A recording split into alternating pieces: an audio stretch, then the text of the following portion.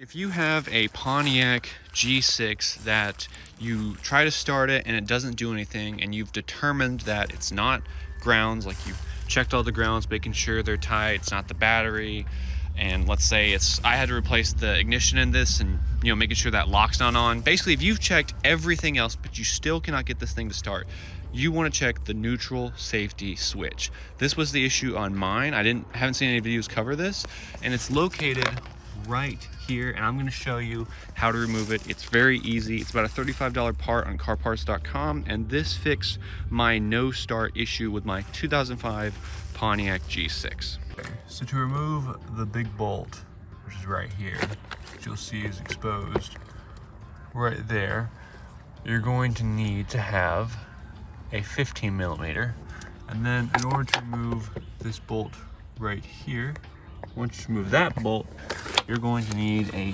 13 millimeter long. Now, to make it a little easier on yourself, if you don't want to pop this off, when you get that bolt removed, this wiggles off like that. See how it's square and fits on that square bolt? Flip it over there, you can see how it goes. And then we should have easier access, because if we look at this one, there's a secondary bolt right here. And so now we just need to find it, which I believe is right here. All right, so the bolt on the bottom right here is this. These are both 13 millimeters. And then the one over on the other side right there is this one. The small one goes on top and the thicker one on bottom. So it's a little weird.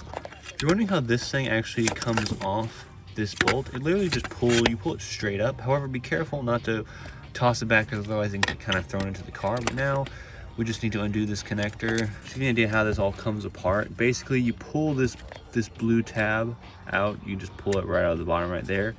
And then this, I kind of twisted off. So see how the tabs, I kind of just went like this to get it off, and it came off, and then I was left with this wiring.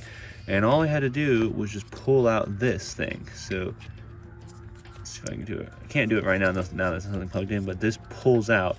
And then here is the old one. So now we're just going to do everything in reverse order. It was a little tricky to get this connector on, and one thing I did miss and I had to reverse was, you see this blue clip right here? If it's on the other side, see how it can go right? See how it goes right in here? It's kind of a good way of knowing if you have it the wrong way. If it doesn't go in on this side, then you got it on the wrong way. So now, son of a bitch, I dropped it into the engine bay. All right, we literally just pushed it back on there. So now we're just gonna put the bolts in. We're gonna do this one, then that one, and then we're gonna put this on top and drill that down, then we're gonna test it. Flathead on one, pointy side near the car, and then we're gonna go ahead and put this. All right, so I just took adjustable wrench. I just turned that screw, put it right on top and pinched it, turned it a little, and now it fits. So now what I'm gonna do is go ahead and stick on the nut, tighten it back up. It was this stupid piece of transmission. Yay! So again, a pretty easy job, a little tight space to deal with down there, but that was the one, there's a bolt that fell in there, who knows.